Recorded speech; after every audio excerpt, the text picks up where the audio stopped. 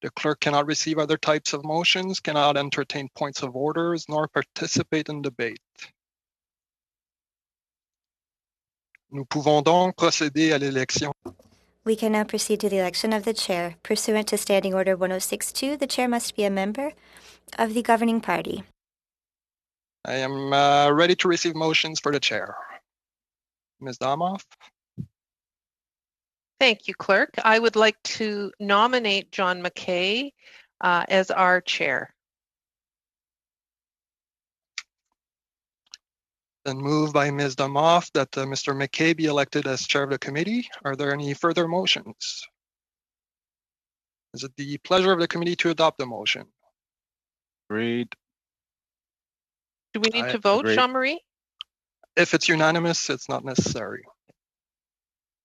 I declare Mr. John McKay duly elected chair of the committee. Thank you. Thank you, everyone. Appreciate it. And I think it was the robocalls that probably put me over the top. It's a hotly contested election. So no mail-in ballots. Yeah, well, I would have declared it a fraudulent election if I'd lost, put it that way. So as people can tell, this, particularly the new members from the that are welcome here and led by Shannon, I see. I guess we must have really discouraged the entire Conservative Party last time, and you did a clean sweep. But Tony and Damien and Glenn, the recycled Glenn and Shannon, you're more than welcome. And as Glenn will know, and as others will know, we've had a pretty collegial committee and done some pretty important work. And I'm rather hoping that a lot of that work will carry on over the course of whatever is left in this mandate. So with that, I'm going to move to. I think I'm going to move to hang up here. I'm going to move to the election of vice chairs. So with that, I would ask for a nomination for the first vice chair. I would nominate Shannon Stubbs for that position. It's been moved by Mr. Popta that Ms. Stubbs be elected vice chair of the committee. Are there any further motions? Is it the pleasure of the committee to adopt the motion? Oh, sorry. The first vice chair, that's First vice chair, yes. Good. Okay. Congratulations, Shannon. Thank you. And we can do the usual stuff of saying, I'm really looking forward to working with you, but I'm not sure that's true. Goes without saying. Yeah, that's right. Okay. Now the second vice chair. Pursuant to Standing Order 1062, the second vice chair must be a member of an opposition party other than the official opposition. Oui, Monsieur Je suis maintenant prêt à recevoir des motions. I am now ready to receive motions for the second vice chair. Mr. Clerk, Mr. Chair, I would like to nominate Christina Michaud for this position. Mr. Lightbound moves to elect Christina Michaud for second vice chair. Is it the pleasure of the committee to adopt the motion? agreed. Great. Yep. Je déclare Madame Michaud. I declare Ms. Michaud duly elected second vice chair. Mr. Chair, the floor is now yours. Thank you, Mr. Clerk, and it is and indeed a pleasure to see the clerk back before us today. He's had some health challenges, and we're rather hoping that the committee won't overwhelm him in his health challenges. So it's really, really good to see you, Jean-Marie, and he's really been very helpful to me and helpful to us all. So with that, I'd like to turn to routine motions, and I see Pam's got her hand up. So, Madame Demoff. Thank you, Chair, and I'll put on the record your comments about the clerk are, I think, shared by everyone who's been on this committee. I would move that we adopt the routine motions from the last session of Parliament. Jack? Chair, well, I guess it may be seconded, but I would like to make some amendments to the what is on the floor from the last Parliament. There's a couple of items that I believe need to be changed. Excuse me, so Jack. I don't know, Let how me do you want to do let that? me just. How do you want to do that procedurally? Well, first of all, we should get the original motion on the floor. So Pam's moved it. Are you going to second it? I can second it as long as it with amendments. And then, well, then you would have to move a sub-amendment or an amendment to the main motion. So the main motion is properly on the floor. Okay. So with that, I'm assuming you have an amendment to the main motion. I'm sorry, Mr. Chair. Yes. Just that we require unanimous consent if we're going to move all of the same motions at the same time. So just want to make sure that the committee is in agreement. Do we need to do it that way procedurally, Mr. Clerk? If we're doing all the motions at once, yes. But why don't we take them? May I suggest that there's changes in the, from my point of view, in the subcommittee on agenda and procedure and in the time for opening remarks and questions of witnesses that I would like to move amendments to. I would invite the Pam to have a motion that would adopt all of the previous routine motions adopted February 20th, with the exception of item number 2 and item number 4. I think we can have agreement on those, and I would move my amendments then for the other 2. If that's procedurally okay with Pam and the chair. I'm agreeable to that. Is there anything that's procedurally incorrect about that, Mr. Clerk?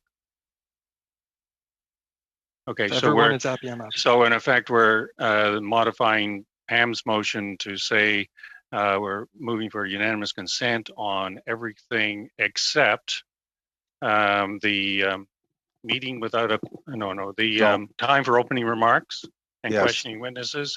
And what else is the other one? The subcommittee on agenda and procedures, just the insertion of one word. The subcommittee on, where is that?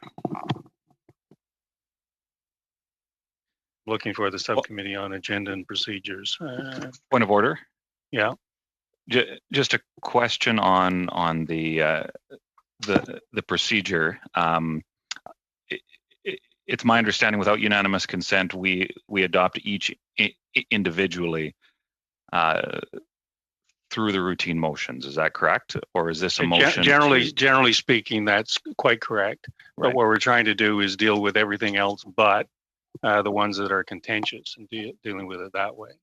Okay. Unless there's some real major objection to it. Well, I would note that I will be suggesting a number of amendments that would apply to in the meeting without a quorum, the time for opening statements, opening remarks and questions of witnesses, and then working meals as well. I would. Okay. Well, that's pretty well everything. So with that, and seeing no unanimous consent to proceed in the other fashion, we'll have to go through it paragraph by paragraph.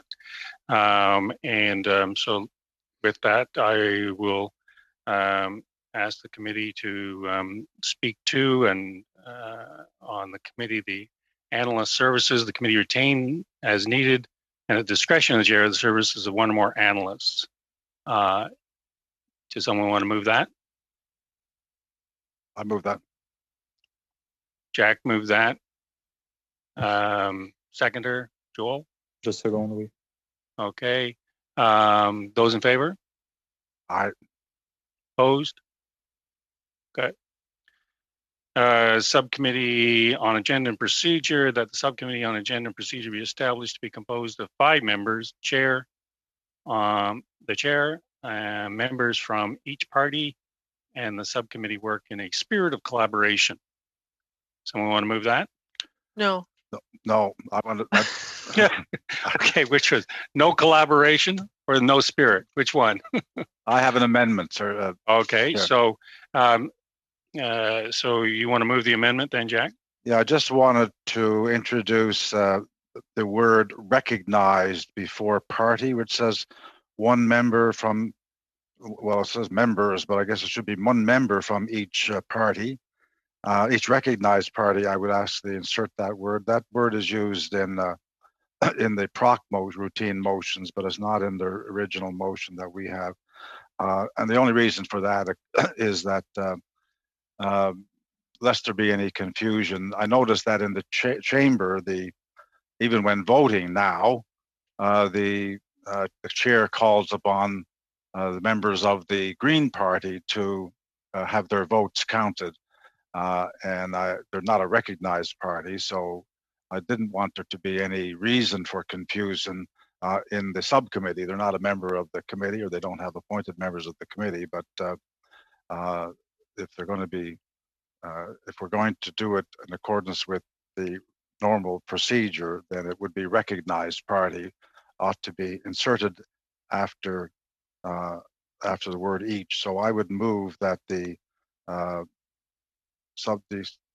routine motion for this one, that the subcommittee on agenda procedure be established and be comprised of 5 members, the chair, one member from each recognized party, and that the subcommittee work in the spirit of collaboration. I'm in favor of that part.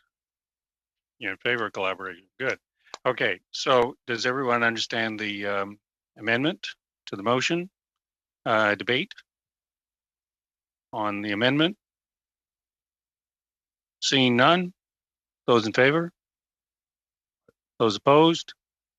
Okay. I'm assuming, Mr. Clerk, that you've been able to get those changes. Okay. Moving on.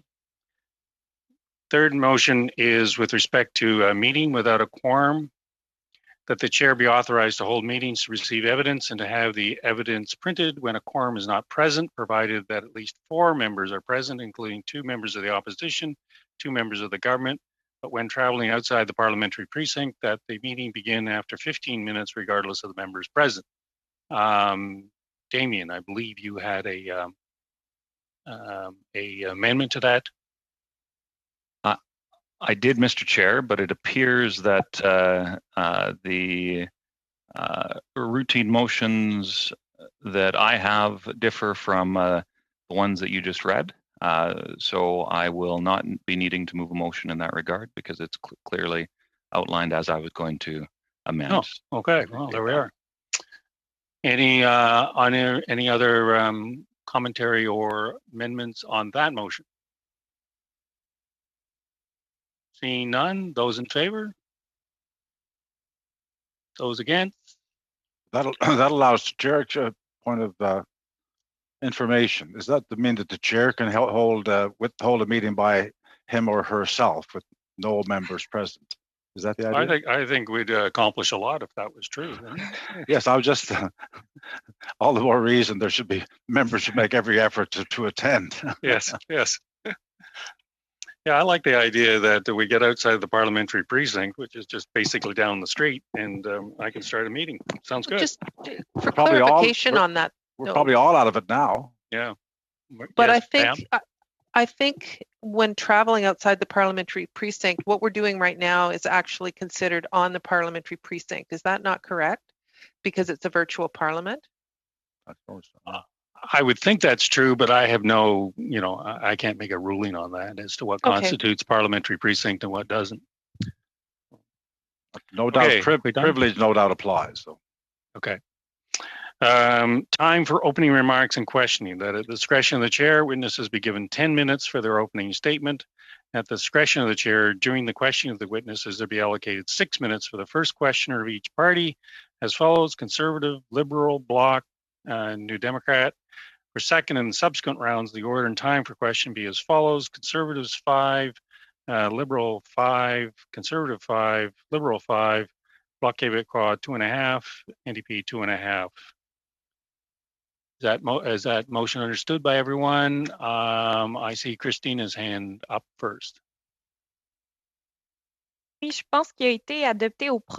think that it was adopted at PROC that we should change slightly the formula, that the 2 5.5 minutes in the second turn be immediately after the first 5 minutes of the Conservatives and the 5 minutes of the Liberals, so that we should follow them. I don't know if it was agreed with all the whips of all the parties to make sure that it's not always the two last ones that have the least time that are cut off. I know that there has been some discussions on this. I just wanted to make sure.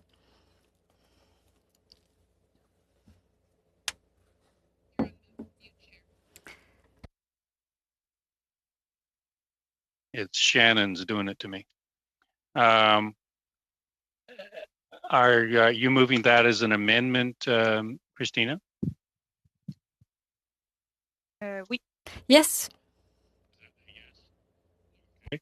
And so the first round would remain the same. The second round, and just so that I understand it, the Conservatives would be 5 minutes in the second round, and then the block 2.5.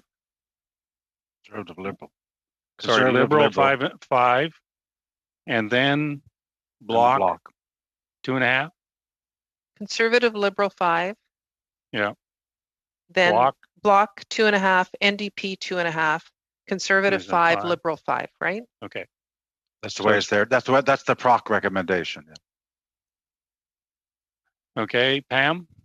If we're going to do that, Chair, I think it's important that we reduce the amount of witness time, even though you do an outstanding job of trying to keep everybody in line.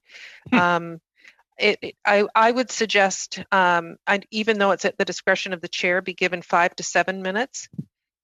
And then we can determine, depending on the panel, whether it's 5 or 7. And we've done that in the past, actually. I mean 10 or 7? No, I mean 5 to 7. Oh, so you would take...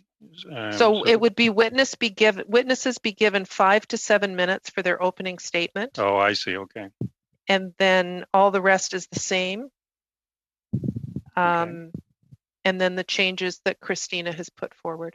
And if we're in the spirit of collaboration, it seems that this is a group motion. That I would add that after the 5 minutes for opening statements, to simply add that whenever possible, witnesses provide the committee with their opening statements 72 hours in advance. Mr. Chair, if it's amenable to you to have this collaborative effort on this amendment. I think it's a good idea. Does it need? I'm looking to the clerk here. Does it need to be part of routine procedures, votes, motions? Does that idea of requiring 72 hours? Are you, Damien? Are you making it a requirement, or that? What I put down is to add the words that whenever possible, witnesses provide the committee with their opening statements 72 hours in advance. Okay, so we've got 3 amendments, if you will, running simultaneously here. So Christina's motion is first up, and the question I have of Christina is whether she perceives Pam's amendment as a friendly amendment. Je me mets en français. Oui. Yes, it is a friendly amendment. Yes. Okay, so that we know what we are voting on totally. So, okay, so that takes care of 2 of the amendments. The third one is what Damien was referencing, and you're saying wherever possible, the be submitted 72 hours in advance. I think the major problem is translation, but that's another issue. And that's the 72 hours. It's really for the purposes of translation. That gives for sure a day or 2 for translation, and then still time for committee members to review and have with them as statements are made, trying to accommodate the good work that our translators do. Okay, I saw Pam, then Glenn, then Kamal. Could the clerk maybe speak to the translation issue? Is we all want to see the statements ahead of time, but I mean, that just doesn't always happen. And sometimes people send them only in English. And I'm just curious. It's wherever possible, so it doesn't really matter, but. Yes, I believe there's there's no issue with the motion as it is right now. Obviously, sometimes it won't be possible to still get it translated in time. You also have some witnesses who don't actually prepare notes, but it'll give me instructions that I can clearly communicate to witnesses, and that helps them understand the expectations of the members. Okay, Glenn, your mute button, Glenn. No, now you've muted yourself. We're not getting you. Can you hear me now? Oh, yeah, we can now. Okay, Chair, I'm just on clarification on what Pam recommended on the 5 to 7 minutes. I'm wondering, on what presentations do we decide to give them 5 minutes, and what presentations do we decide to give them 7 minutes? If you're bored and falling asleep, obviously it's going to be 5 minutes. But again, I guess it depends on, like, how do we determine that? Because it'll always be 7 minutes then. Yeah. So as a committee, I think we need to say it's either 5 minutes or it's 7 minutes, because it's going to be tough to determine, which one, what you give. Well, you are giving the discretion to the chair here, Glenn. My operative. My concern. Yes, I know that. But can I clarify, Chair? Yes. In the past, what we've done, if we had 3 panelists, we went to 5 minutes. If we had 2, we had 7 minutes. So that's why I suggested the 5 to 7. I don't really think that we should get into all to be too prescriptive in this, but that's sort of been the precedent before, is 3 panelists were 5 minutes, 2 panelists were longer time. So that's why I had suggested 5 to 7, Glenn. Thank you. Okay, and it is tough trying to keep people within the timelines. One becomes quite unpopular quite quickly, as you know, Glenn. Kamal? Oh, I didn't have anything to add, Chair. Okay. Anyone else? Oh, Jack. Yeah, thank you, Chair. I was just about to praise you for your excellent discretion and having been exercised at this committee in the past. Just to put Glenn a little bit at ease. No, I think that the rule of 5 to 7 minutes normally, depending on the number of witnesses, is fair, and I'm satisfied that the chair has been quite able to exercise discretion in a fair manner. And some people like to go on for more than 5 minutes. You may have noticed some witnesses, in fact, feel deprived if they can't say more than 5 minutes worth of stuff. So that's okay. On the 72 hours, that is maybe a bit onerous for some unprofessional witnesses or people who may not normally prepare well in advance. So I would be okay with that, as the chair has acknowledged that he works with the witnesses, and we can't force people to give things 72 hours in advance or refuse them to be able to testify. I don't think that would limit the ability of the committee to hear evidence. So as long as it's a seen as the wherever possible is broadly interpreted by the chair and by the clerk in working with witnesses, I'd be happy with that too. So the rest is fine. Okay. Are we ready to? Oh, Glenn? Can you hear me now? Yep. I just want to clarify the actual motion that we're on, because I'm somewhat confused about it. So the witnesses are going to be given 5 to 7 minutes for their opening statements. Yep. That whenever possible, the committee provide with their opening statements. The witnesses provide their opening statements to the committee, in advance. 72 hours. Right. And at the discretion of the chair, the questioning of witnesses be allocated to 6 minutes for the first questioner of each party. No discretion on the chair. Okay, so there will be, so we'll take that out. Be allocated 6 minutes for the first questioner of each party in round 1. Conservative, Liberal, Bloc, NDP. Second and subsequent rounds, the order for time questioning is Conservative, Liberal 5, Bloc, NDP 2.5 each in that order. And if there's any time left, Conservative, then followed by Liberal 5. Yeah, Is that sorry, correct? We lost you, John. You're on you chair. mute, Mute you again, muted John. yourself, John. You're mute, John. I think that there's a mute somebody or other out there that's just frustrating me. Anyways, Glenn, I jumped in a little quickly on you. There is a discretion in the chair to reduce time to questioning because it says at the discretion of the chair twice. One with respect to the witnesses, second with respect to the members. So and that has been routine. You just have to have it because you can't control time on this business.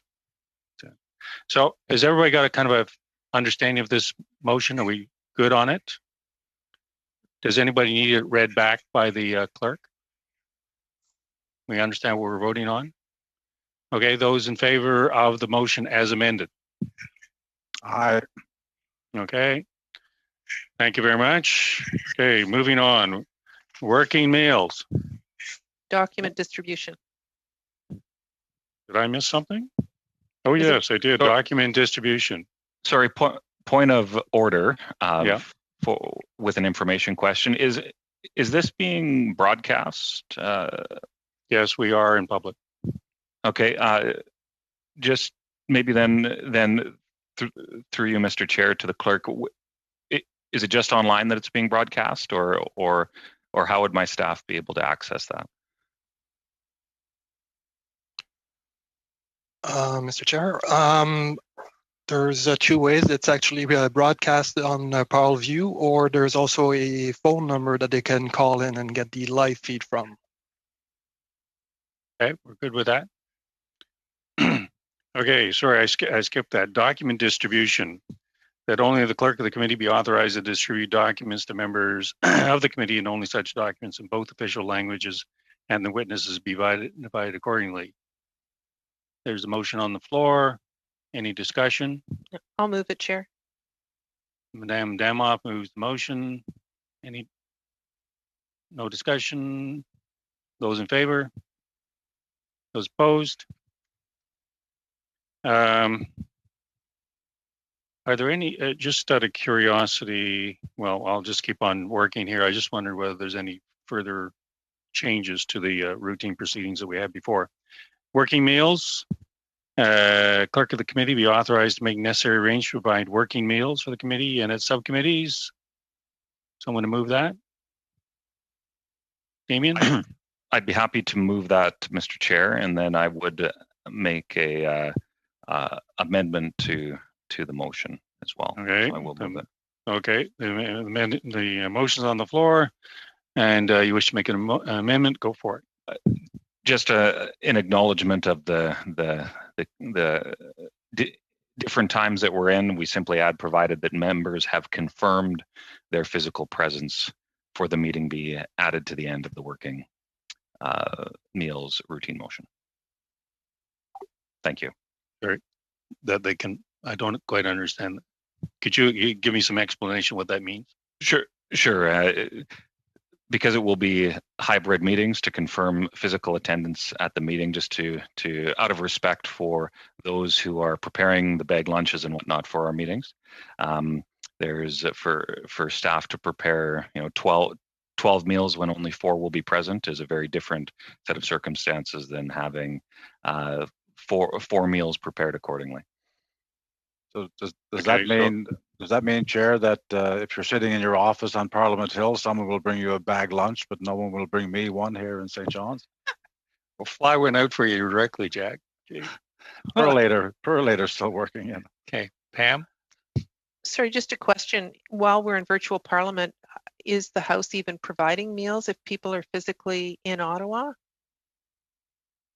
Yeah, Mr. Chair, I can't speak for that being on the ethics committee this summer. They do provide bag lunches, and I know that the staff at the House of Commons have done a great job. But it just gives them an idea so that they know how much to prepare, and especially in the hybrid setting where you could have 3 members, or you could have 8 members, or 12 members, right? It gives it just ensures that we're respecting those who are doing the background work so that we can do our work. And to Mr. Harris's point, those in their offices wouldn't get the lunches, but we'll enjoy them in the committee room. So the way it would read is committee meals for the committee members present. Is that right? Yeah. So I can read again. So the motion as written, that the clerk of the committee be authorized to make the necessary arrangements to provide working meals for the committee and its subcommittees. Replace the period with a comma that then reads provided that members have confirmed their physical presence for the meeting period.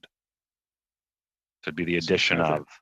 Seems awfully awkward. Why not just simply say for the committee members present? In order to give time for the staff to prepare accordingly. So if it's a meeting that will be taking place over lunch. Okay. Any other discussion? Yeah, I mean, yeah, I would just say I agree with the change that Damien's trying to make. Just because of our virtual scenario, we could all conceivably be present, but if we're not physically there, we don't want house admin to be running around. You don't want DoorDash, is what you're saying. Taking up their time to make meals that people aren't going to eat or whatever. So this is not for this meeting that we're having now, for example. It's only for a meeting that has a boardroom where there are actually people physically present in Ottawa. Right. So it doesn't quite say that, but yeah, okay. Okay. Any other discussion? Okay. The those in favor of the amendment. Okay. The amendment passes. Those in favor of the motion as amended. Okay. We're on. Travel accommodations and living expenses of witnesses. That if requested, reasonable travel accommodation, living expenses be reimbursed to witnesses not exceeding 2 representatives per organization, and that in exceptional circumstances, payment for more representatives be made at the discretion of the chair. Pam. John, if the committee agrees, I'll give you a motion to adopt the remaining routine motions in one vote. I think all the ones that needed changes have been dealt with now. I'm looking for a motion to support to that effect. Those in that you're moving that as a motion, right? Because yes, I am. It's unanimous. Okay. And those in favor? Those opposed? Excellent. Okay. Thank you. Now I was rather hoping to go to subcommittee work, and we do need to. Well, let me take some guidance here from the clerk. You had sent me a motion that says that the subcommittee on agenda and procedure be established and composed of 5 members, a chair, etc. Do we, in light of the motions that we passed, do we need to deal with that motion?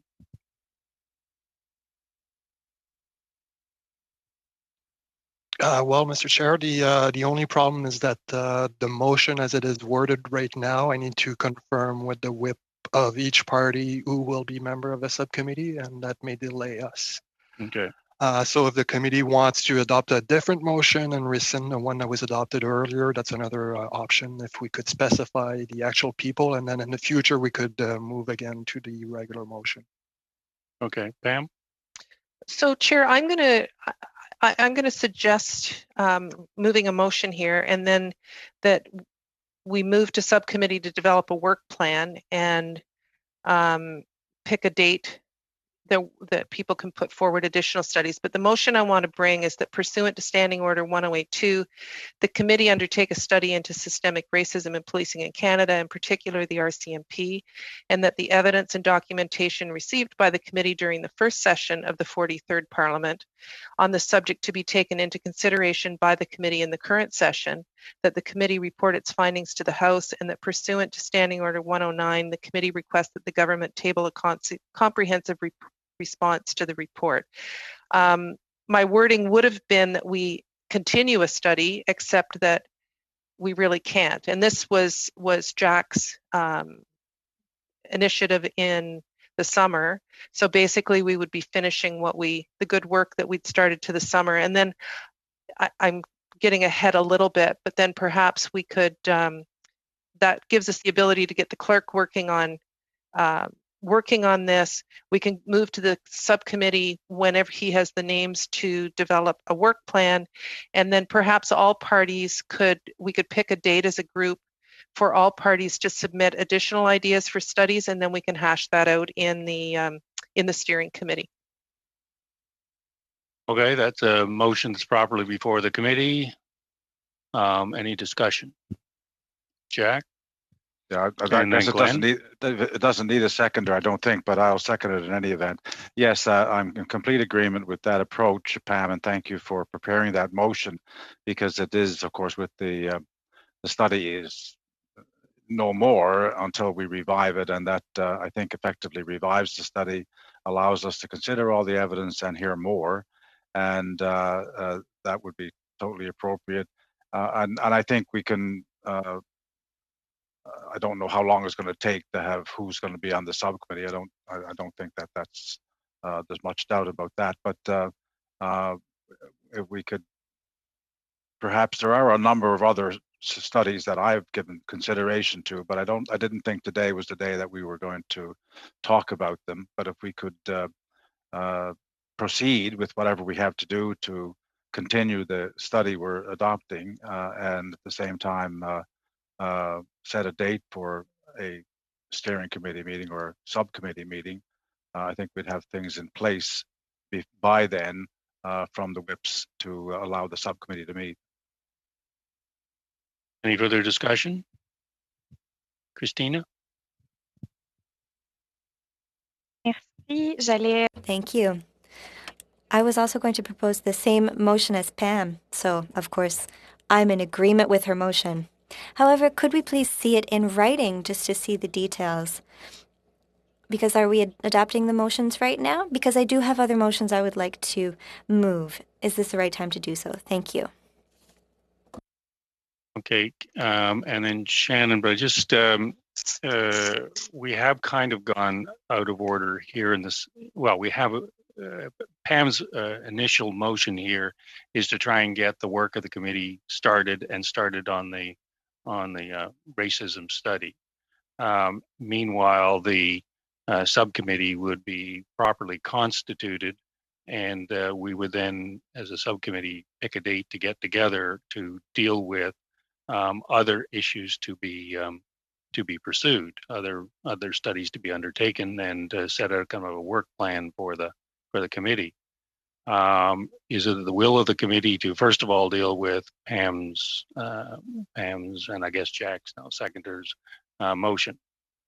So to clarify, is there two motions on the floor? One to deal with the systemic racism study, and then another to assign the subcommittee the ability to determine? No, at this point, there is only one motion properly on the floor. Glenn? Can't hear you, Glenn.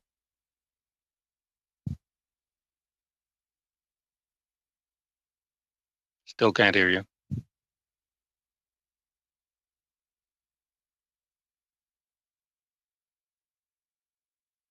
Can't see him. Loud. So I don't have an issue with the first part of Pam's motion on studying racism. My concern is that any other motions that Christine or Jack or any of my colleagues on the conservative side want to bring forward on a study are effectively going to be relegated to the subcommittee to decide. And I think those are conversations that the entire committee should be having on what studies we're going to be moving forward with. And so I think we should. I'm prepared to suggest to Pam that we amend the motion to say, if you want to study systemic racism, let's deal with that in a motion. And then if we're going to deal with anything else besides that, whether it be subcommittees or other motions, then we deal with those separately. That would be my recommendation, Chair. Okay. Damien. Yeah, I would agree with my colleague Glenn. it seems to me that one of the most valuable aspects of the committee format is to ensure that the subjects of studies and whatnot can be debated in this format where we can give appropriate scrutiny. The subcommittee is very, very valuable, and in terms of work plans for any particular motion, 100% agree. But in terms of the work of the committee, I'm not comfortable with that being a part of a motion that would effectively reduce any of our members' ability that are not on the subcommittee the ability to move forward with really anything that's of merit that this committee may or may not study. Just for procedural cleanliness, can we deal with the motion and then either Glenn or Damien wish to discuss further issues at the committee rather than at a subcommittee, move a motion to discuss further issues? May I just jump in for 1 second? Jack, yeah. I appreciate what both Glenn and Damien were saying, and I think my understanding is that the subcommittee doesn't make decisions as to which studies will be pursued. The committee may discuss various subjects and recommend certain subjects, but nothing can be decided by the subcommittee other than to send a report to the committee. Now, if there needs to be preliminary discussion by the full committee, then that's a different matter, and I don't particularly see anything wrong with that. But I think normally we have proceeded the other way, but that's a matter for the committee to decide, I guess. Okay. So just go back to, can we deal with Pam's motion, and then we'll move to Damien's and Glenn's concern. Jack can make his point. Tony. My name is Tako, T-A-K-O. I see we're just using the initials here, but that's okay. Just a clarification on Pam's motion about systemic racism. Tako, your mic. Yeah, you bring your mic down a bit. There we go. There we okay. go. Yeah.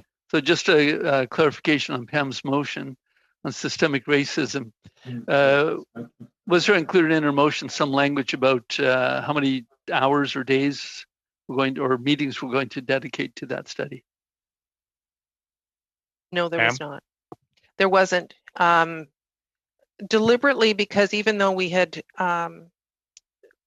this is a brand new parliament, I don't want to be that prescriptive. We had picked witnesses from before, but that's why I suggested the subcommittee could do a work plan. I think we had 2 meetings left, but they were 3 witnesses per meeting. I know Jack has mentioned there's some people that he'd like to hear from. I think cramming the 3 witnesses into one meeting is a challenge.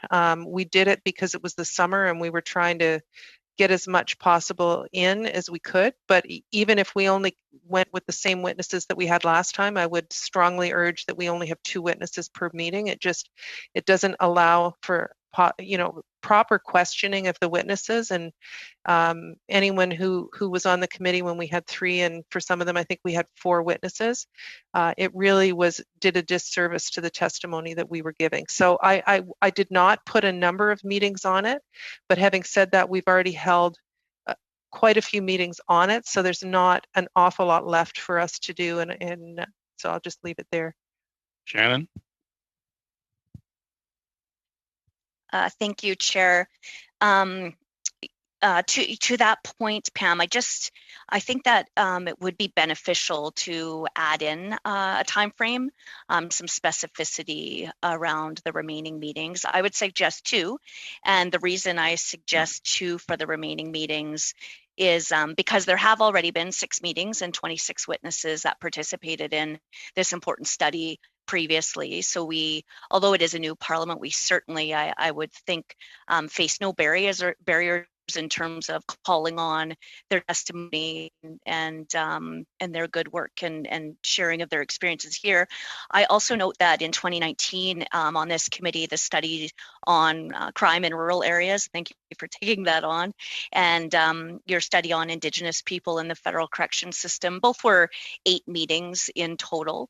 And so it seems to me that it's reasonable for us to say we can wrap up this important work with 2 remaining meetings. And the other reason I would say this is because I think we all want to get to better outcomes. And the longer we have, the longer that we have meetings, the longer we're held up to moving forward with substantive recommendations and a report to achieve, both to, I guess, highlight the concerns on this issue and also move to substantive recommendations to stamp out instances of racism to which we are all unanimously opposed, and just actually get to making things better on this issue in Canada. So that's just why I would propose, if members would support it, adding in a timeline for completion of this study and then to dictate our work from there. Okay, before I turn to Christina and then to Jack, and then to Joel, I take note that Glenn, I've just got a note from the clerk saying that without your headset on, you get no interpretation. Now, maybe you're one of those guys that doesn't need any interpretation, but. Well, I borrowed this headset. I've been told by the person I borrowed from in an office next door that it does keep cutting out. I will try it, and hopefully it doesn't cut out anymore. Okay, thanks. Christina, Jack, then Joel. Christina. Merci. J'aimerais juste si. Thank you. If Pam can read the motion, I'd like to know also if we can file amendments before voting on the motion. Thank you. Yes, we can do that. But anyways, Pam, do you want to read the motion so we all know what we're talking about here again? Your mic's on mute. I'm pulling a John McKay here. Yeah, that's right. I was unable to share this motion ahead of time because the committee wasn't constituted, Christina. So it wasn't, I do have it translated, but I'll read it again. That pursuant to Standing Order 1082, the committee undertake a study into systemic racism in policing in Canada, and in particular the RCMP, and that the evidence and documentation received by the committee during the first session of the 43rd Parliament on the subject be taken into consideration by the committee in the current session, that the committee report its findings to the House, and that pursuant to Standing Order 109, the committee requests that the government table a comprehensive response to the report. And that's all, I believe, the motion that I have on the table, is it not, Chair? Yep. Yep. It's exactly the same motion that we passed in the last session of Parliament, just with the addition that we bring the evidence from the previous session into this session. That's the only change that's been made to the motion we adopted. Okay, Christina? Merci, Pam. Merci. Thank you, Pam. Thank you, Mr. Chair. That's perfect. That's what I wanted to be taken into consideration, what has already been done, even though we have a new Parliament. And I would suggest that we add a date on the tabling of the report, because I think that there's a consensus around this. We want Parliament to receive the report quite quickly, so I would put a date like before January 2021 or something more specific. Maybe the clerk can clarify things for us on this. I don't know how much time we need to write the report on that study, but I would like it to go quite quickly to go on to the following subjects, because I know that there are several of them. Thank you. Okay, so we're getting a fair number of proposed amendments. Why don't I do it this way? Why don't we go through the discussion first and exhaust the discussion, and then we'll go back on the amendments as to the number of meetings and an end date. So with that, Jack? Yeah, thank you, Chair. I'm just going to suggest that Pam's motion is probably sufficient for this meeting. The decisions about whether we should have one meeting or two or three or four are kind of premature at this point, unless someone has a desire to compress the study. We have a number of new members on the committee. We're bringing the evidence back in as a result of the motion if it's passed, and people should have a chance to review it and see if it's complete, because there are a number of topics that we did discuss, and as Pam pointed out, some of our witnesses, even though valuable, if you had three witnesses appearing, making presentations in 1 hour, quite often you didn't have a lot of time to ask questions. You couldn't ask 3 people questions. You could, if you're lucky, you got a thorough opportunity with one. So I think we do need time to consider that. The steering committee may make recommendations to the group, and people would have their opinion and make the decision. The board, the full committee would still make the decision. But I think there needs to be an opportunity for people to say what they would do with those meetings, what aspects were not covered or ought to be covered. And I'm not going to get into some suggestions that I had, but there was 1 or 2 issues that are very important. Contract policing, for example, which we didn't really get into very much, and I don't know if we had it as part of our original work plan. So I'm not interested in having a full fall being spent on this committee by no means. I have 4 or 5 ideas of my own, and I'm sure committee members will have others that we need to put into the mix to see what we do next. But I would certainly think that the timing of the report, I mean, we could decide that today. Although, again, I think if we leave that to the committee, the other committee, the subcommittee, to at least discuss these things and come up with a collective recommendation as opposed to something just at the spur of the. And I'm not done nothing to negate the thought that went into your motion, Christina, but to at least think about it and have an opportunity to talk to the clerk about what's realistic in terms of the committee analysts' work and all of that. I think we might get a better idea of how quickly we can do this. That just seems to me to make sense. Okay. Before I call on Joel, I just mentioned that you've all been mailed the motion, so it should be in your box. Joel? Oui, merci, Monsieur le Président. Et moi, Thank you, Mr. Chair, and I agree with Jack. I don't think that we should prescribe a fixed number of meetings, and the subcommittee should deal with this issue. And if the committee wants it, we could fix a maximum of meetings, like 6, for example, and let the subcommittee decide if we need 2, 3, or 4. Because we will have to see the study that was done this summer and give instructions to the analysts, and we might need more than 2 meetings. Speak to the motion, the main motion? Because I want to, if there's no one to speak to the main motion, then I want to go to Shannon's. You're going to move as a amendment your limitation to 2. You're on mute again. Well, I think I just pick up probably from Jack's comments and the comments around the table that there doesn't seem to be an appetite for setting the limits on the number of meetings. But I still would encourage that to happen for the reasons that have been discussed. And certainly I will suggest then and seek to just discuss right after that if we do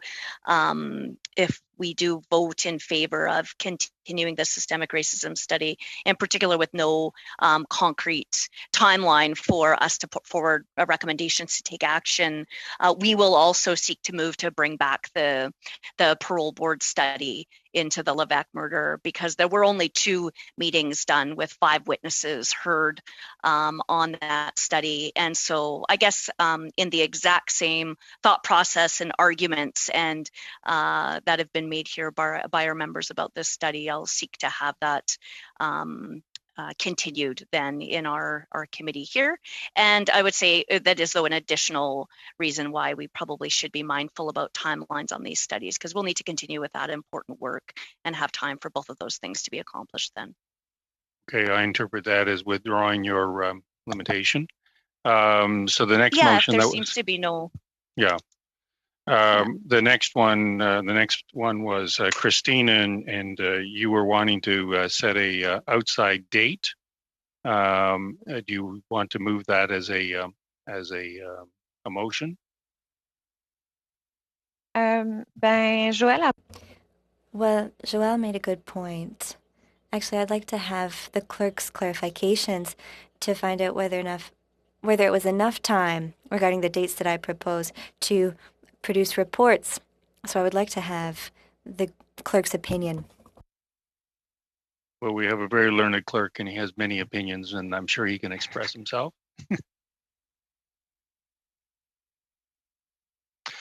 Merci pour la question. Thank you for the question. It's a bit difficult for me at the moment to give you an answer. The reason for that is because parties are in negotiations right now to find out which committee will sit when and how often. So we can't guarantee right now that the committee will meet at least twice a week, etc. So as long as I don't have that exact sitting schedule for the committee, it's difficult for me to help you out with dates. Hey, Christina, do you still want to pursue your proposal in the form of a motion? Actually, I think I should not go ahead with the proposal in that case. Thank you. Pam?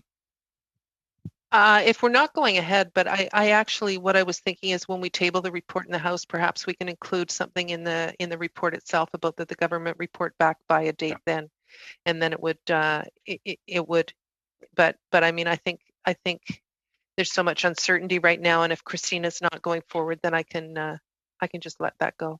Okay. So at this point, unless there is other discussion, Pam's motion as read into the record is the only thing to be voted on. And then we would generally then move to Damien's and Glenn's concern about a discussion about what are the other priorities of the committee. But before I do, the first thing I'm going to do is ask for any other discussion on Pam's motion. Seeing none, those in favor?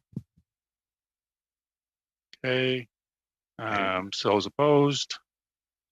Okay, so that passes. Now, before I ask Damien and Glenn to speak on other things that they feel concerned about, the clerk has sent me a note about the state of the ability to hold meetings virtually and otherwise, and timelines and things of that, and making it difficult for him to talk about timelines and the frequency of our meetings. So, Monsieur Le Greffier. So, Mr. Clerk, could you please talk to us about that? In French, first time around, it's just that at the moment the parties are negotiating which committee is going to. I'm having difficulties hearing you, Jean-Marie. Is this better? Yep. Yes. Okay. So as I was saying, the parties are currently negotiating which committee is going to sit and at what frequency they'll sit. So that means that at the moment, it's really impossible for me to know how many meetings we have in the next few weeks or next months. So that makes it very difficult for me to assist members and planning their work at the moment. So that's why I'm not giving you much information in terms of deadlines at this point. Okay. Thank you. Damien or Glenn, do you want to speak to Damien? Yeah.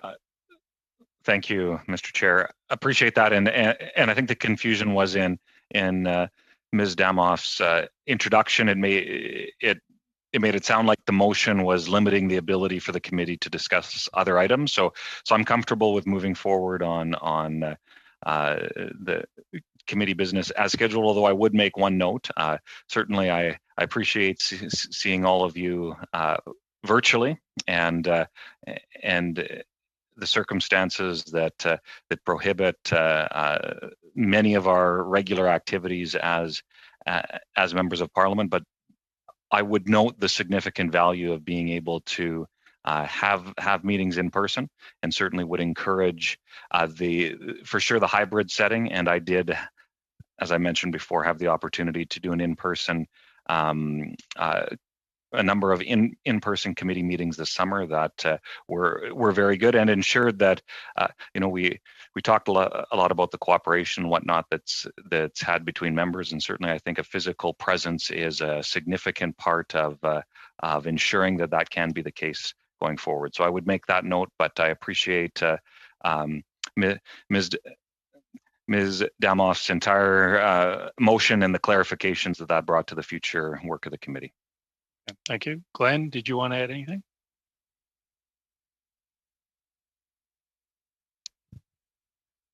Oh, Can't hear you. still can't hear you, Glenn. Can you hear me now? Yep. Okay. But just hold on. Point of order, Chair. Yeah. If the interpreters can't hear him, I don't think he can participate. Well, I can't help it. There's a headset. It doesn't work. I'm sorry. No, and Christina can't help it that yeah. we need bilingual. I'm not trying to be difficult, Glenn, but it's not fair to our Francophone members if they're not getting translation. Can I make a suggestion?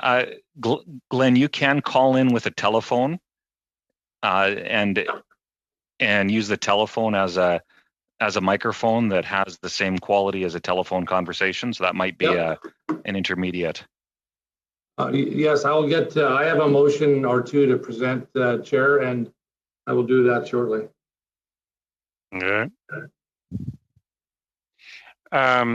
While Glenn is dialing up, Gagan? I just wanted to flag, I also want to reintroduce my motion on the gang violence that I brought to the committee last time. Okay. So I need some guidance from the committee here as to whether you wish to use the balance of the time, which will be till 5:30, to receive motions. And I'm going to work on the assumption that once the motions are received and if accepted and passed, then they would be referred on to the subcommittee for work. Pam? Chair, in previous committees in the last Parliament, it was always helpful if we set a date, all of the motions could be sent in, and then all of us get an opportunity to read them, to think about amendments. We weren't able to give 48 hours notice or do that because we didn't have a committee. But I think we could set a date and do it in quite short timing, and then have the opportunity to look at the studies and have an educated discussion on what we want to do as a committee moving forward. And then once we decide on the studies, we can send it to the subcommittee. But I think it's difficult. I mean, you know, Christina had asked me to read the motion twice. We haven't seen any of the motions, and Glenn is having difficulty with his audio. It's worked well on public safety in the last Parliament and status of women that I was in. So, I mean, I would propose a date. Most people seem to have them already. Maybe we just go until Wednesday next week and all the studies are submitted to the clerk and distributed, and then we can have a committee meeting, if that's the will of the committee, to go over them. Yeah, unfortunately, I would seem that Glenn is still struggling. So he would have precedence in terms of presenting, and then I think Gagan was up, and your comment, sir. Yeah, I'm just thinking, you know, the way Pam is suggesting is perfectly reasonable, but Chair, I was just going to speak to that, and I was going to say I actually agree with that. I think that's a better way of going about it. Okay, so that would effectively mean you'd have to withdraw your intention to file a motion. So if that's all right. Provided that hers passes, yes. Yeah, okay. Well, that's your risk. Jack? Yeah, I just wanted to say that if I'm talking about the work for the balance of today's meeting, if the intention is that people want to move motions for studies, Pam's was a particular motion which revived the study, which I think is in a different category. But if people have new studies to do, and perhaps the one that Shannon had with respect to the study that was underway, they're both in different categories.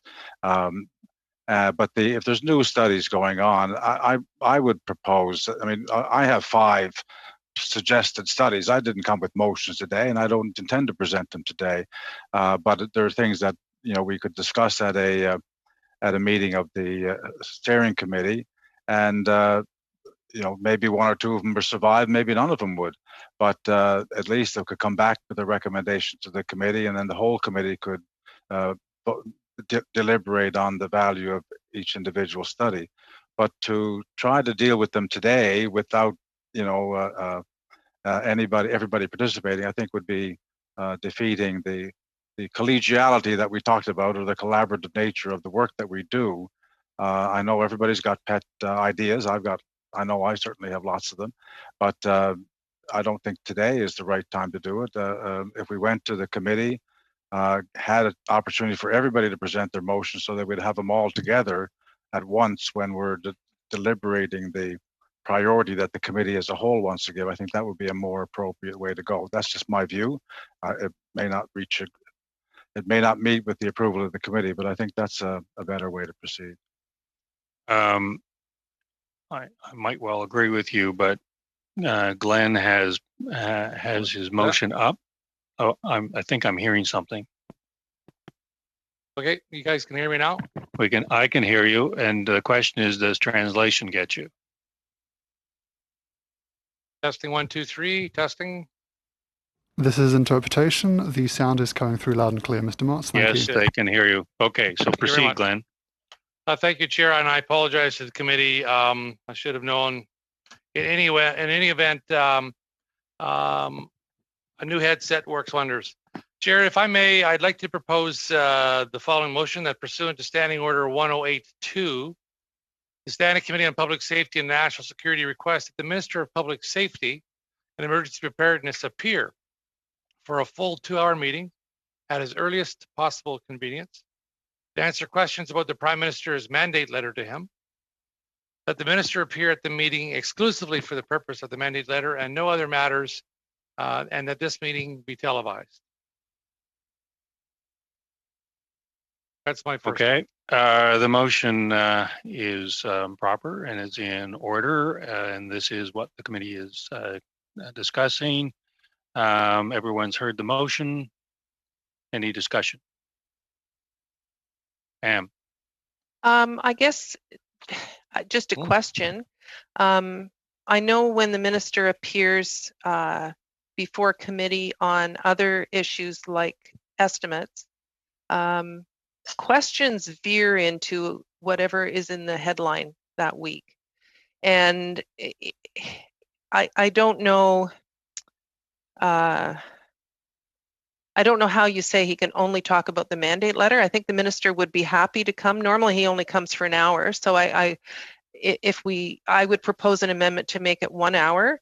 But I think I would remind our colleagues that if we're going to talk about his mandate letter, which I'm sure he would love to talk about, that we really do stick to the mandate letter and don't use it as an opportunity to question what's in the headlines that week. Any other, well, first of all, Pam, are you moving that as an amendment to Glenn's motion? That he appear for an hour, yeah. Normally the ministers would come for an hour and then officials come for an hour, so 2 hours seems a bit excessive for the minister. They don't normally come for the full 2 hours. Glenn, do you see that as friendly or unfriendly? Well, Pam is friendly. The suggestion might be unfriendly. I think the fact that he hasn't been at this committee, COVID's prevented that since he got his mandate letter. He actually has, with all due respect. He has been. Me? He has been to the committee. Yeah. Since the mandate letter, since he got his mandate letter? Oh, yeah. Yep. Okay. Well, fair enough. But I still propose that because his portfolio is so broad and there's so many things going on with respect to not only this, the issue that we talked about with systemic racism and the parole, but also with the emergency preparedness and matters of public safety all across the spectrum. As much time as possible with the minister would be great. Being we only have a 2-hour window, having him there the entire time, having him answer questions as opposed to his officials is always of benefit to the committee members. Okay, so I'm working on the presumption that Pam's friendly and the motion's not, and the amendment's not. So we'll have to, after the discussion, we'll have to vote on the amendment to the motion first, and then so further discussion. Pam. Just a question again. The minister, I'm assuming that the opposition is going to want the minister to appear on estimates. So is sorry, Glenn, I'm stuttering here. Is it the will of the member that the minister come for 2 hours on his mandate letter and then he comes back to talk about estimates? I'm sure there's a timeline on those. Or that's another reason. So he did appear in the summer before the committee for 1 hour with his officials. I think there may be some desire even, well, anyway. Or could we combine the that's just a question. Is he wanting to come for the main estimates as well as for his mandate letter, or would they be combined as one? Glenn, do you want to respond to that before I go to Shannon? I'll let Shannon go ahead. Shannon? Oh, thanks, Chair.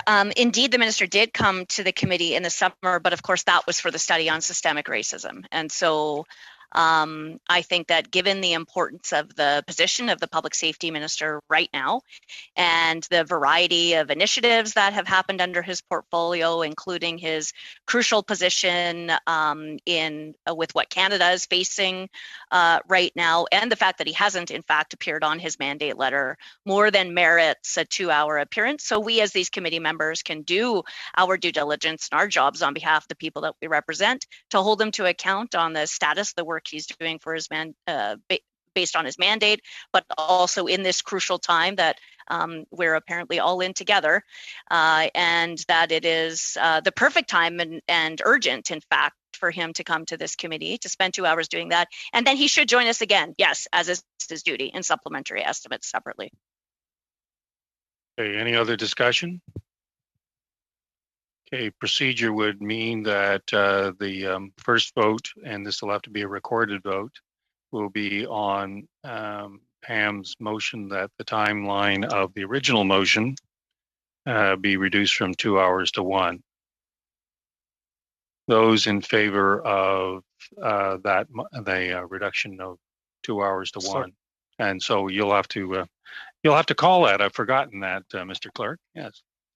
Ms. Demoff. Yes. Monsieur Iacono. You're on mute. Oui, yes. Ms. Kara. Yes. Monsieur Lightbound. Oui. Mr. Sikan. Yes, sir. Mr. Kurek. No. Mr. Motz. No. Ms. Stubbs.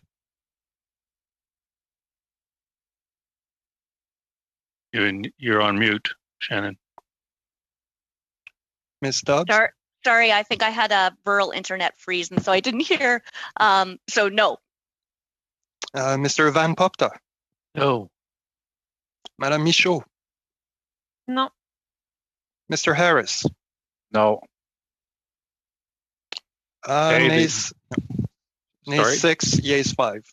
So the amendment fails. We now go to the main motion. Does everybody understand it? And need any clarification? We're good on it? Jack? Yeah, just a clarification. Is this intended, Glenn, to supersede the other motion in terms of time, or is it the time to be determined by the availability and whatever the recommendation of the subcommittee might be in the decision afterwards? What's your understanding? Jack, I would suggest that that's one of the logistic issues for the subcommittee to determine, and based on his schedule and the other studies that are underway. Fair enough. Okay, we're ready to vote. Mr. Clerk. Ms. Demoff. Oh, you're on mute. Yes. Mr. Iacono. Oui. Ms. Kara. Yes. Monsieur Lightbound. Oui. Mr. Sikan. Yep. Yes. Mr. Kurek. Yes. Mr. Motz. Yes. Ms. Stubbs. Yes. Mr. Van Popta. Yes. Madame Michaud. Oui. Mr. Harris. Yes. 11 yeas, 0 nays. Thank you, Mr. Clerk. Any other items for discussion? Shannon. Thank you, Chair. I do want to move a motion now, and it is just relevant to Jack's comments about the differentiations between the motions on studies for future work and this one that I'm about to move. I do want to move that our committee do reconvene the study on the parole board and the circumstances that led to a young woman's death, as you were working on previously.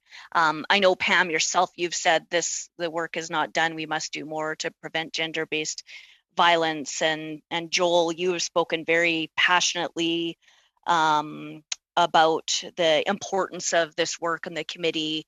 And so I think just in exactly the same framework and mindset in which we are continuing the previous study on systemic racism, I would, make an argument that we do owe a duty to determine if there are even systemic issues within the parole system that may or may not put vulnerable women or women at risk and in danger. And certainly because of the incident that occurred, I think it behooves us to continue with that work, and that is in a separate category than other studies and other work that we might do in the future.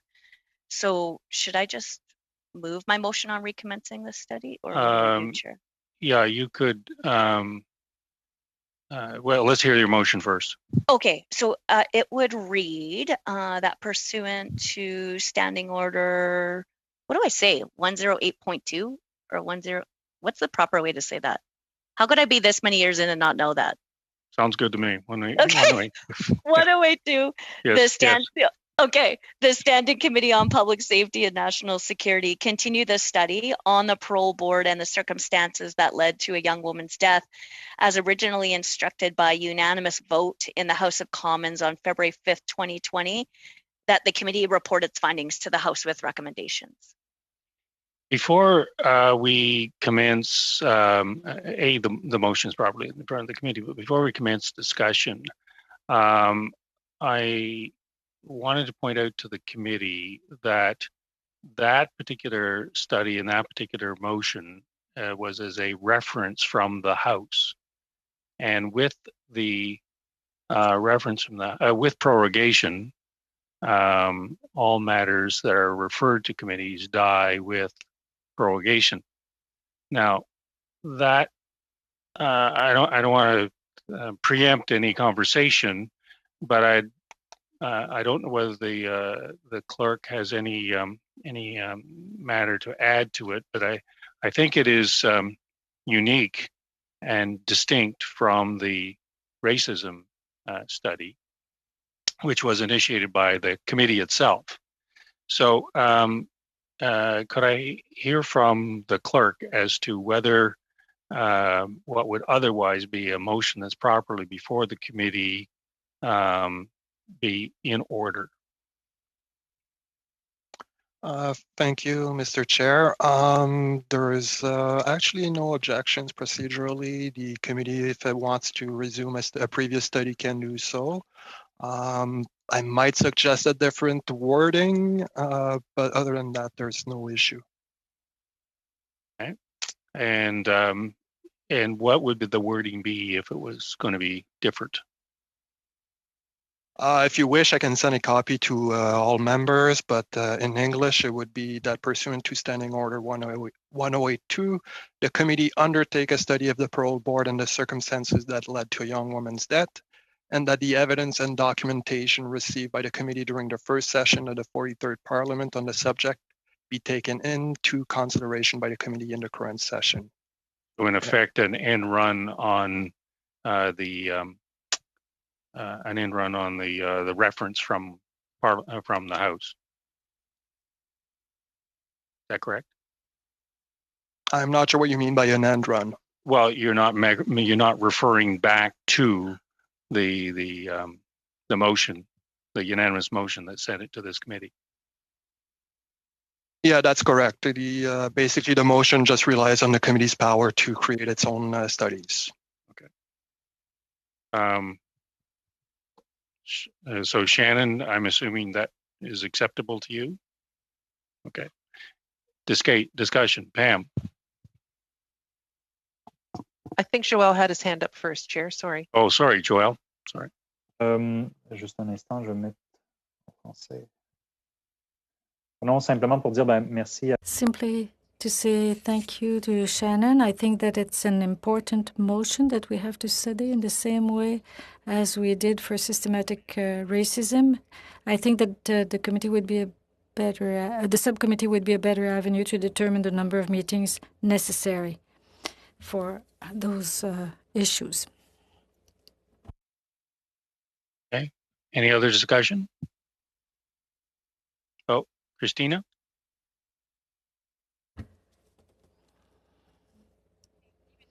Thank you, Mr. Chairman. I would like to move an amendment to that motion in the light of recent cases like the one in the Cox case. I would add that the study also deals with the recent case of recidivism of an offender who was freed following a parole, and that the study be renamed the study on the parole board. Sorry, but the interpreter doesn't have the text of this amendment, so it's difficult to follow at this speed. So maybe we could ask the member to read it more slowly, please. That motion again more slowly so that interpretation can pick it up, please. Mr. Chair, if it helps, I can send it by email. Oh, okay.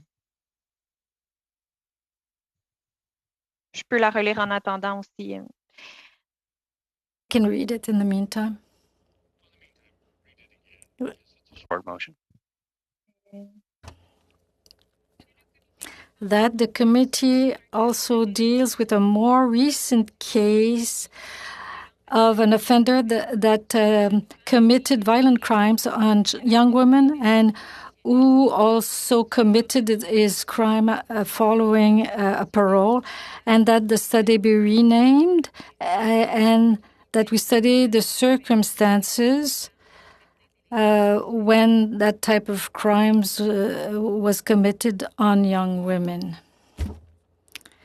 Again, it was read much too quickly for the interpreter. Sorry.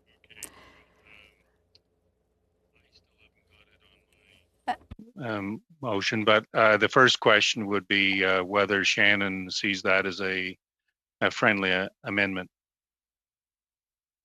Yep, sure thing. I see it as friendly and totally acceptable. Yeah. Okay. Pam. Thanks, Chair.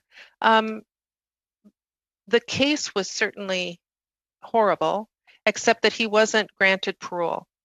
So it would be impossible to do the two. You know, we're looking at one case where we're continuing a study for someone that was granted parole, and it involves the parole board, where in fact this person was denied parole twice, and he was actually out on statutory release. So they're two completely different cases. I'm very supportive of continuing the work that we were doing in the last session on the study that we'd started, but I don't, if we start expanding it, it's very, very different. And statutory release is something that's prescribed in the law. So we can't study that. So I think that we should move forward with the study that Shannon has put forward, but I wouldn't be supportive of expanding it for a number of reasons, not because it isn't concerning what happened, but it's very different cases. Christina? Je comprends tout à fait I completely understand Pam's comment. My only concern is that given that this is the case of Marilyn Lévesque that is ongoing right now, people who would come to be witnesses wouldn't be able to divulge certain facts because it could affect other cases. So I don't want for us to get lost in it. Even though it is two separate cases, we could perhaps go and try and get more information to understand better. So I'm proposing that we do include the cases, even though they are similar. There will never be two cases that are completely identical. So I think that expanding this study could be a good thing. Any other conversation? Glenn? I would agree with Joe. I think. Can't hear you, Glenn. We can't hear you again. Not again. Hold on. Try this. Hear me now? No. How about now? Oh, that's much better. Sorry. Yes, Mr. Michaud, I would tend to agree that the issue about around the tragic death of Miss Levesque does speak to a larger parole board issue and parole violations. And so while we want to focus on that one, it might help us frame a larger issue if we can find some other aspects of the whole parole board and how they do their work to improve public safety. Joel? Monsieur le Président, je pense que Jack a... Mr. Lightbound, I think Jack raised his hand before me. I can go ahead if you wish. Go ahead, Joel. You're on. D'accord. Okay. I just wanted to say that I agree with Pam. And I also agree with what Christina said. It's very concerning. These are two entirely different cases in that one does concern parole. And so then we would be getting into a completely different file. And I don't think that's necessarily the objective of this study that was initially laid out, or the initial mandate of the committee given by the House of Commons. And so, in my opinion, these are two completely separate cases. One is not necessarily less important than the other, but I think that this would steer the study into a completely different direction than the parole subject.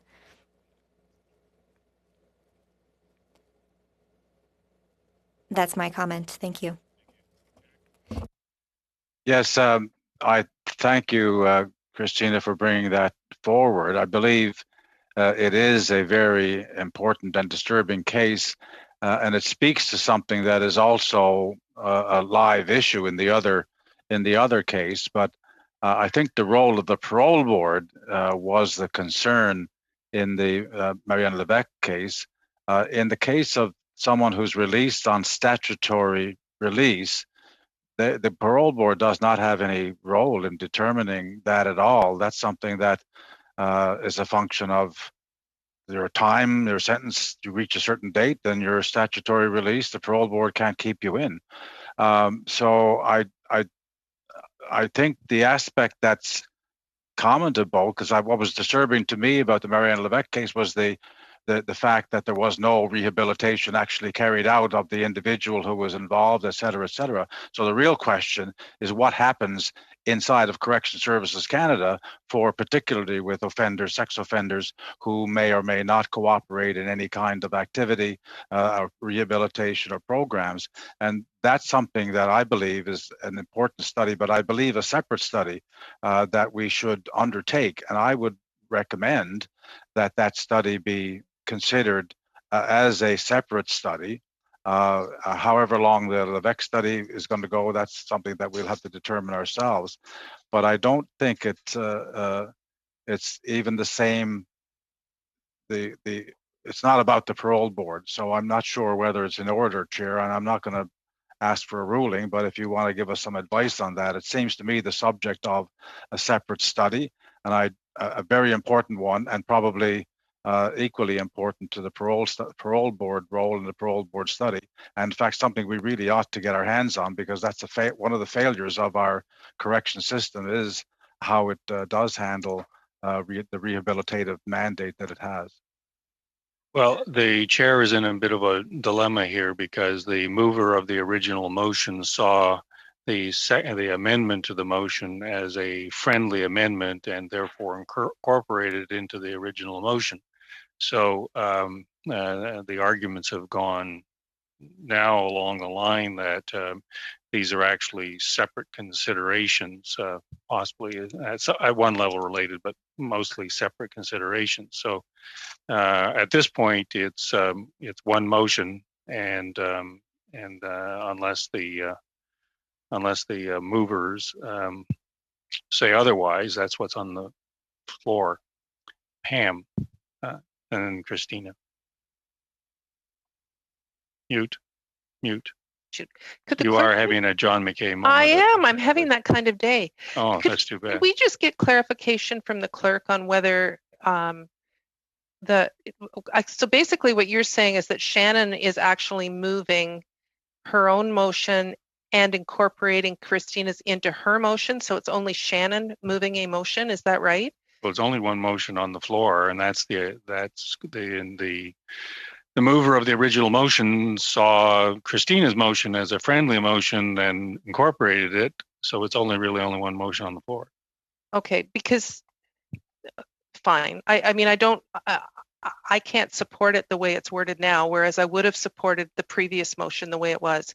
The Parole Board of Canada, in this case, in the case of Cox, denied him parole every time he came until he had to be released. So it's very, very, very different cases. So I tend to agree with Jack. I think if there was a study put forward for us to consider on how we rehabilitate people in prison and what kind of programming is done and what kind of enhancements might be made to programming to ensure that when someone does get out of prison like this individual, they don't reoffend. But rehabilitation and then being released from prison, almost everyone gets out of prison at some point, which is what happened with this individual. Whereas with Shannon's original motion, it was on a case where the parole board had let him out. So they're very, very different. So I can't support a motion that has incorporated the two of them, whereas I would have supported the motion if it was just on its own. So Christina first, then Shannon second. Dans ce cas-là, à la lumière des commentaires. In that case, in light of those comments, could we maybe rewind a bit? And MP Stubbs was saying that my amendment was friendly. I could then propose a different motion, as Mr. Harris suggested, that is to say that we propose a second study that would be separate. That could be a good compromise.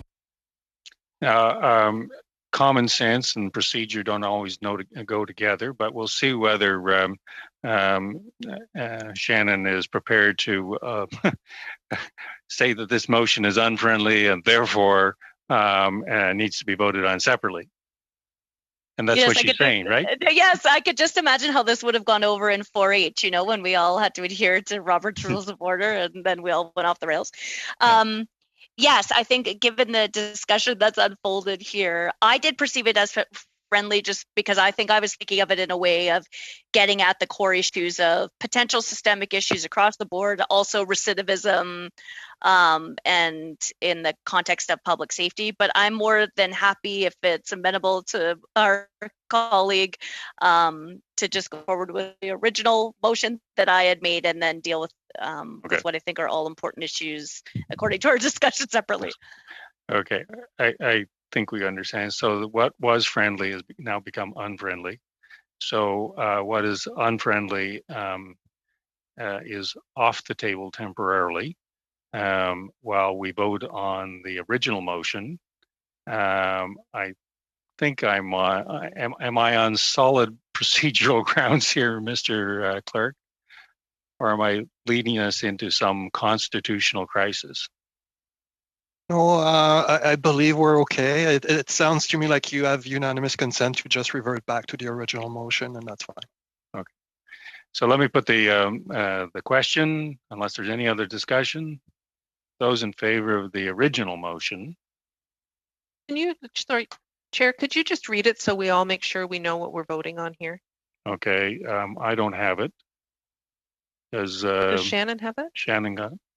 Or the clerk, maybe the clerk I have has sent it. I think the clerk made, in the course of that discussion, I think an adjustment that I agreed with, right? He did, actually. So he might have it. So maybe the clerk could read it for us just before we vote? Yeah. Not a problem. It was sent to you at 4:57, but I'll read it as well. So in English, it's that pursuant to Standing Order 1082, the committee undertake a study of the parole board and the circumstances that led to a young woman's death, and that the evidence and documentation received by the committee during the first session of the 43rd Parliament on the subject be taken into consideration by the committee in the current session. If you'll allow me, I'll just read it in French now.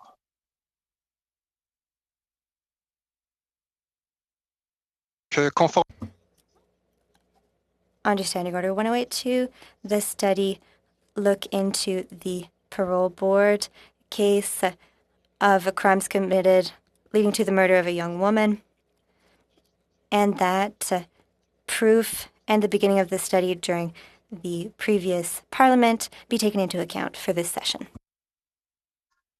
Okay. Point of order, Mr. Chair. Yeah, just as I just want to make sure everybody got what they got it both verbally and in writing.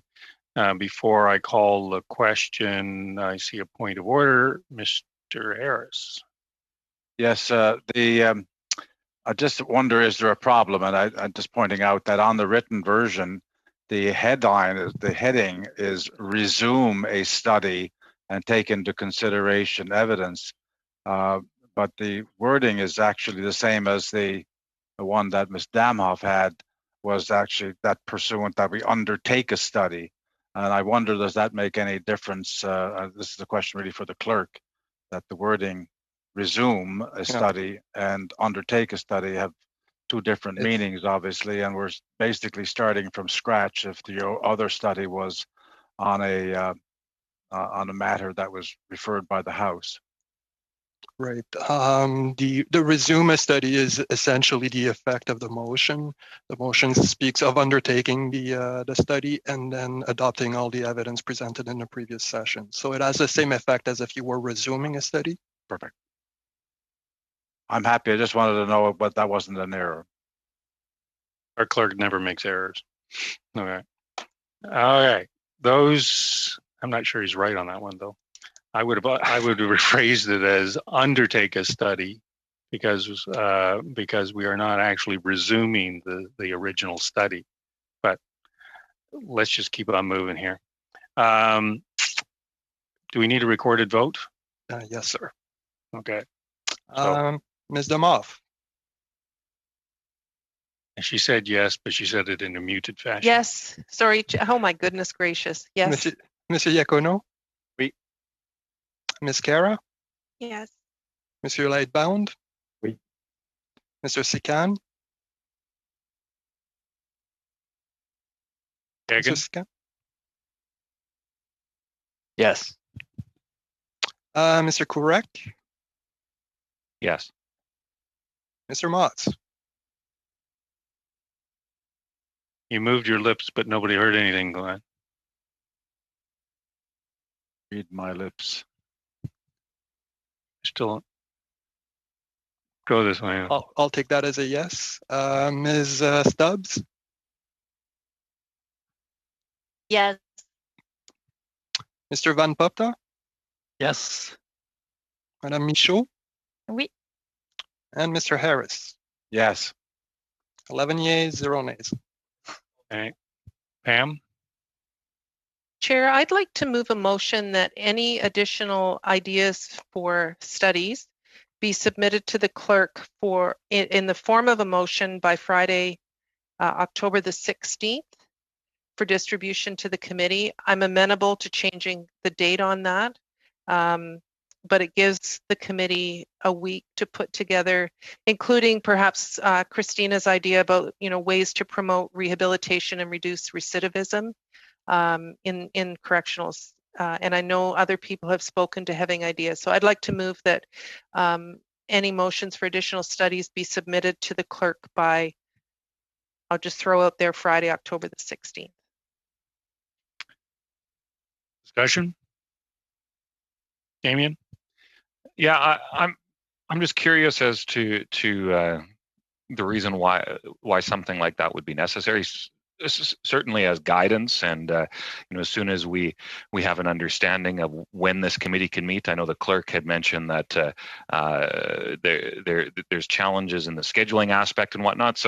And certainly a committee is in charge of its own destiny. So I'm not sure that a motion like that is necessary when it's certainly in good conduct and appropriate to distribute motions and whatnot ahead of time. And certainly if I was to move something, I would endeavor to do so. But a motion that limits the ability for the committee to do its work, I don't know that I could support that. I'd be curious to hear from others, but certainly limiting the committee's ability to do its job is something that I find troubling. Megan? Can't hear you. Can't hear you, Goggin. Sorry, I double mute there. I don't think the intention there is to actually limit the ability for the committee to do its work. It's just to actually do it more thoroughly, because we're all presenting things off the floor. And to your point, it's not actually getting the attention that it deserves. So it's, I think, Pam's intention to have everything presented so that everyone can thoroughly go through it, and then we can proceed from there, if I'm not mistaken. Christina, then Damien, then Jack, and Pam. Merci. Je suis assez d'accord avec. Thank you. I tend to agree with Pam, because I have other motions that I'd like to table. One maybe today, but we have little time left. So if we want to be able to discuss properly, and I may want to file another one, and I know that Mr. Harris didn't know that he had to do it today either, so it might be reasonable to have another rendezvous, and if it's possible to do it quickly with the clerk. First. Jack?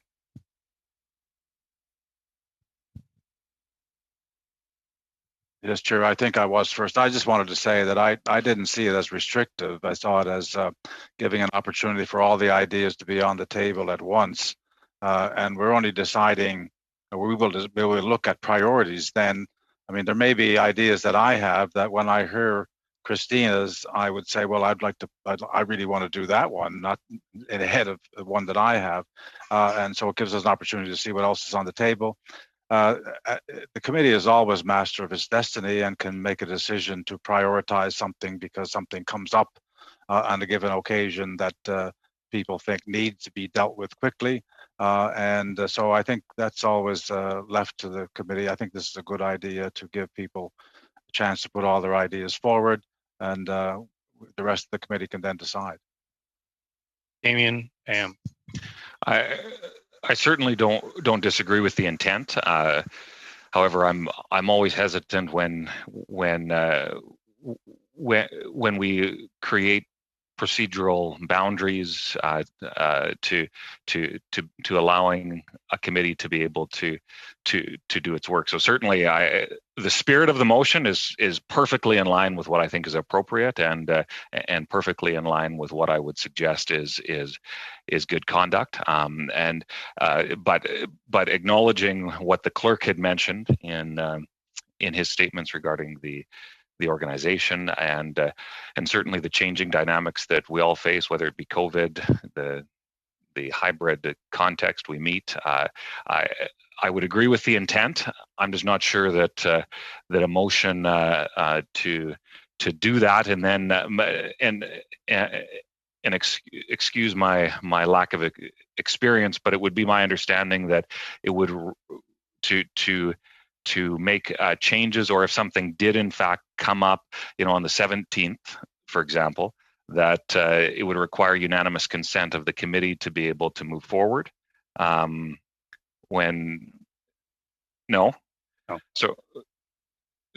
certainly then I would appreciate clarification then on what that would look like, because my reading of the standing orders would suggest that a motion like that could restrict the committee's ability to do its work. Again, I agree with the intent. just not sure that a motion is necessarily required when we're all in agreement with what is good conduct of ensuring that we can do exactly what all of my colleagues have mentioned. Shannon. Thanks, Chair. And I appreciate my colleagues' concerns. This is something that certainly in the last 5 years when I've been on committee has been quite common to do on the committees that I've sat on. I can't speak to other ones. There's nothing that precludes a member from bringing a motion to committee at any time. So if the member and then that has happened, and then it's up to the committee whether it wants to vote on it or not. But there's absolutely nothing that precludes him from bringing a motion at any time. What this does do, though, is we've got 2 studies that we've already approved, which is going to take us some time. So we've got a work plan for a study on systemic racism, or to finish our study on systemic racism and to finish our study on the Parole Board of Canada. So those are 2 studies we've already approved. This would give us an opportunity to take a look at what other members are interested in doing, develop a bit of a work plan, which is subject to change at any time. But it would give us all an opportunity to review them. And as Jack was saying, it may very well be that you, Damien, put in a motion, and then when we look at it, we go, you know what, that's a really good idea, and maybe we could add this to it and change it a little bit, and we move forward. But it's not uncommon. It doesn't go against any rules of procedure, and it doesn't preclude him from bringing forward a motion at any time with 48 hours of notice, I believe, Chair, that the committee would vote on. Shannon and Gagan. Oh, thanks, Chair. Yeah, Pam, I think you're getting probably to the crux of the concern here. And so I don't know, Chair, if you want to weigh in or if the clerk could weigh in so we could just all be assured of this. I think what members are looking for is just confidence that this motion wouldn't be prohibitive to future motions or requests for work, and say wouldn't be used. I could imagine in future situations somebody making the argument, well, no, we can't go forward on that because we moved this motion at the beginning that says only these studies that were agreed to. So I don't know if there's either but I think we're all on the same page here in terms of the approach and the importance of doing this so we can actually move swiftly to doing our work. I don't know if there would be a slight language alteration that would just clarify that, maybe something like, just the way that your motion is already written, but something inserted that says something like not limited to, or, but not limited to October 16th. Or I think that's just what we're looking to be assured of, that if there was a reason later on where we might want to pursue other areas of study, or in the context of an argument that something has happened in an emergency way, or something that then we do think needs to supersede. I think we are all just looking to be assured that this motion isn't restrictive in that way. I would interpret the motion as simply an organizing motion, if you will. Let's get all the ideas on the table so that when we have a conversation, we can have a conversation and everyone gets a fair shot at making their argument as to why they think this should proceed or that should proceed. But that's how I interpret it. But Gagan and then Joel.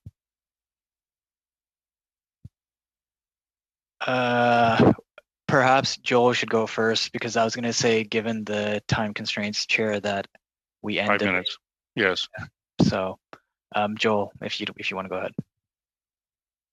Well, I was just about to say, and I don't know how Pam feels about it, but given that we have consensus to send in writing the motions that we'd like to see proceed, do we really need a motion at this point on this? We have a consensus amongst ourselves that by October 16th we want to send all the motions and proceed swiftly with.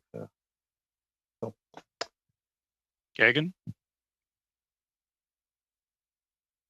I don't know if Pam wants to speak to that, but I was going to put a motion forward that we end debate and just vote on the motion that Pam put forward.